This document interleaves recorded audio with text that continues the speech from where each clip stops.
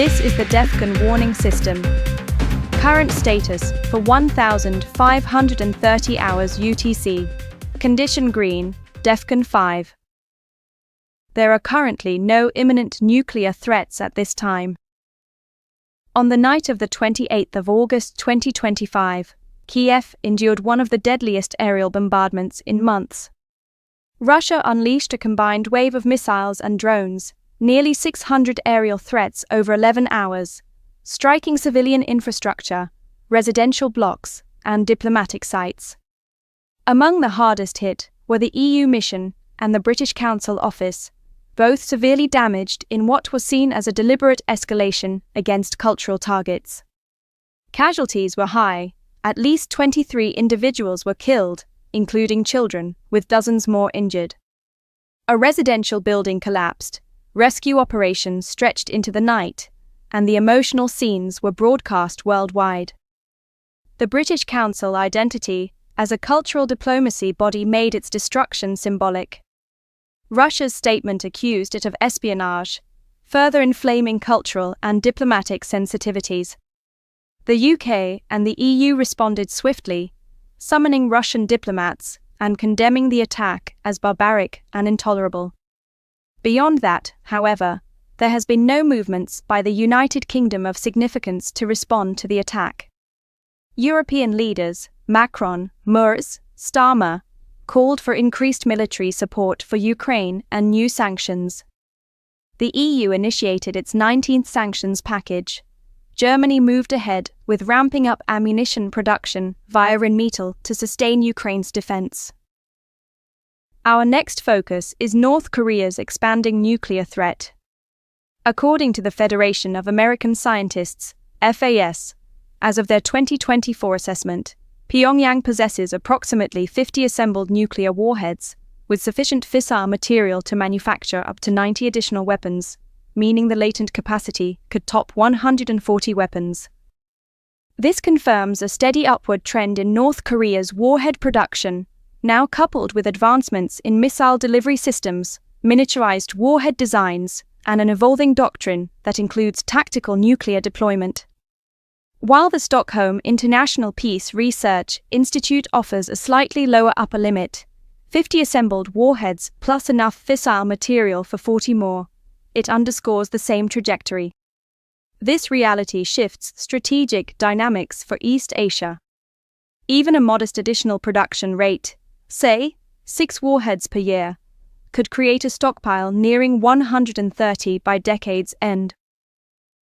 At the Shanghai Cooperation Organization, SCO, summit in Tianjin, Prime Minister Modi delivered veiled criticism of China's Belt and Road Initiative, emphasizing that connectivity must respect sovereignty, widely seen as rebuke of China's infrastructure overreach. Yet Modi also staged a high-profile handshake with Xi Jinping and held a critical back-channel dialogue with China's Politburo member Cai Chi, a powerful Xi lieutenant. That interaction may indicate China's intent to deepen strategic dialogue on a new, normalized footing. The summit also delivered a broader message. China, Russia, and India publicly pledged increased cooperation, a direct counterweight to US efforts to isolate Beijing and drive a wedge between New Delhi and Moscow. All this unfolds against sharply deteriorating ties with Washington. In August 2025, the US imposed 50% tariffs on Indian products, citing New Delhi's continued Russian oil deals. Tariffs were first introduced at 25%, then doubled, with India denouncing them as unfair and disastrous for strategic trust. India also reportedly paused key US defense procurements, though it has since denied doing so, but the friction threatens long-standing cooperation within the Quad and broader Indo-Pacific architecture.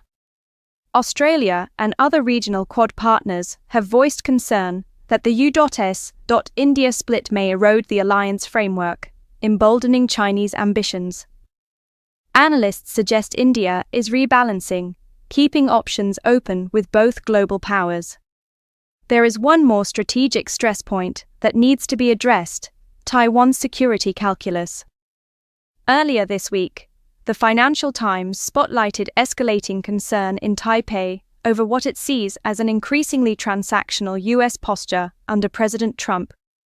Taiwanese officials fear Washington may not uphold its traditional defense commitments unless strategic or economic value is clear.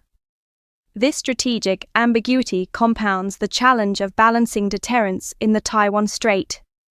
With China's military pressure intensifying, any perceived U.S. retreat could embolden Beijing and unsettle regional defense alignments.